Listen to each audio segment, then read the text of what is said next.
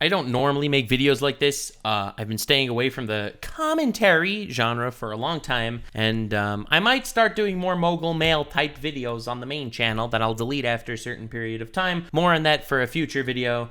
I just wanted to mention this in the beginning because this is out of the blue. I really wanted to talk about kwite.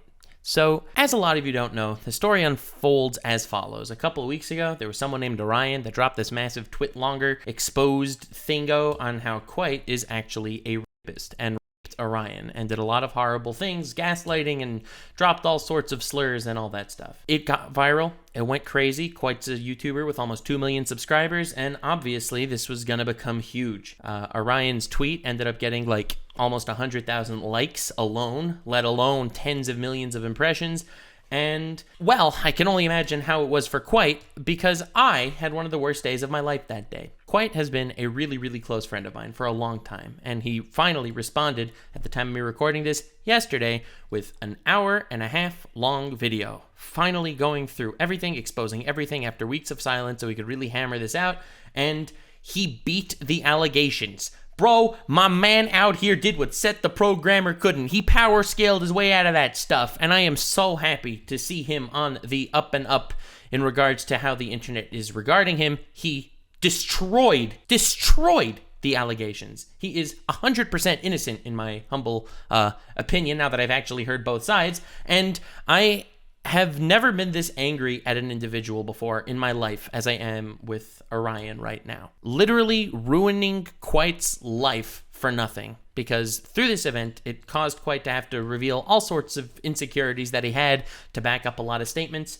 reveal a lot of his past, a lot of personal information, and they doxed him. They revealed his face against his will. They invaded his privacy on levels that no one should ever have their privacy invaded, and as a faceless creator, I feel that so much. My privacy is so important to me, so for someone like kwite, who always did his absolute utmost to conceal his identity, to live a normal life outside while being able to do his YouTube thing inside, for that to be ripped away from him in the most brutal fashion I've ever seen in my life hurt me so much as a bystander, let alone what it did to him.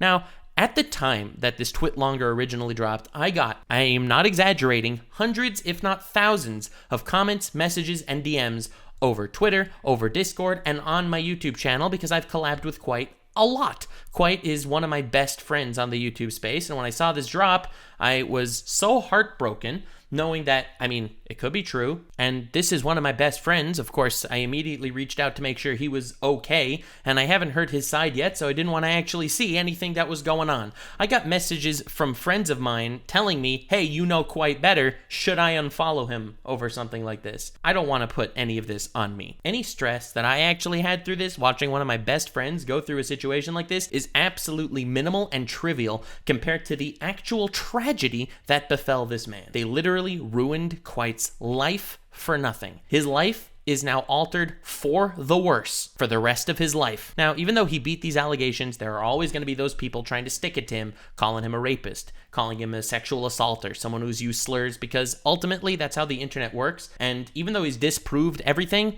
I know it's inevitable. I had drama like 2 years ago, 1.5 years ago. I was backstabbed by a bunch of people that I considered friends, and it was the most stressful time in my life, without a shadow of a doubt. That said, it was minimal. It was 1% of what kwite actually went through over the last few weeks. Despite it happening, I still had a normal life in the real world. Yes, I got Twitter canceled, but that doesn't leak to the real world like being labeled a rapist and then doxed does. Can actually ruin someone's life, especially because part of what they were revealing about kwite, part of the insecurities that they were exposing, was that he is prone to self-harm, and a whole lot of other stuff that was none of their business to leak. They went out of their way, knowing that he's prone to self-harm, and dropped something like this. My mind just jumps to this alternate reality where kwite actually did commit some form of self-harm over something like this. No one ever learning the truth. His legacy being absolutely destroyed. And one of my best friends, well,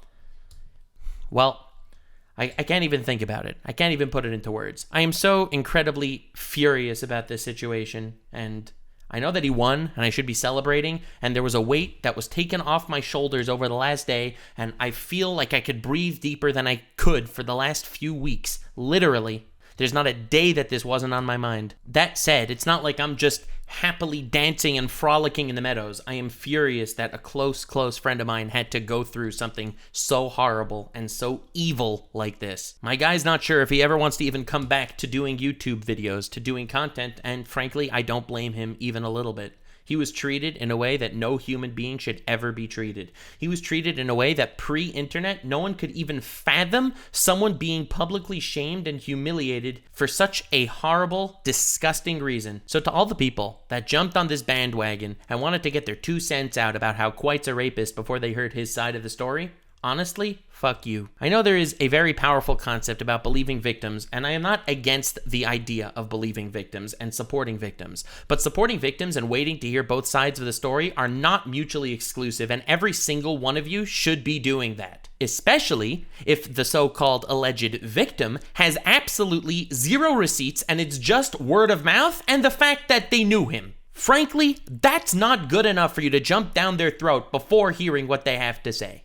Because there's a big difference between the internet world and the real world. In the real world, most rape allegations are true. Because what did someone have to gain from something like that? That's the obvious question. Why would someone lie about this? That was a very positive tweet that I saw floating around everyone talking about, but why would he lie though? Well, on the internet, things work differently. If you're talking about a popular YouTuber, well, the why is simple. Clout, fame, attention. These are things that every single person online, for whatever reason, maybe it's a little dopamine rush that's sparking in their 2 brain cells that are rubbing together. Oh my god, I could make fun of a streamer and harass them because they're playing Harry Potter game and the Goblet of Pussies. Or, well, for much more tragic things. Unfortunately, false rape allegations online show up so often. I don't know what the statistics are online. I don't know if that makes sense. I don't know if I'm going to get canceled by the Twitter people for making something as like that an assumption. I'm not saying you shouldn't support victims. Maybe you should. You should comfort them. Absolutely. It's very brave to do something like this, and it helps other people be able to share their stories and put some real evil people behind bars.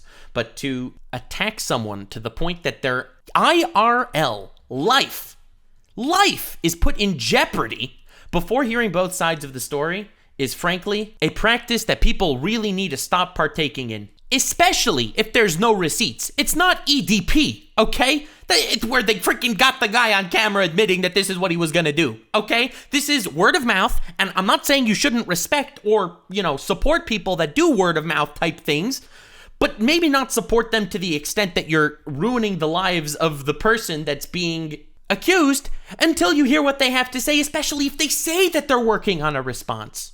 Obviously, most of the blame falls on Orion, the fellow that actually published all these false allegations, but you have to realize that the major impact isn't from one person screaming into the void, it's the hundreds of thousands, if not millions of people that carry that voice to every single person with ears to hear it. Obviously, most of the blame falls on Orion. No shadow of a doubt there.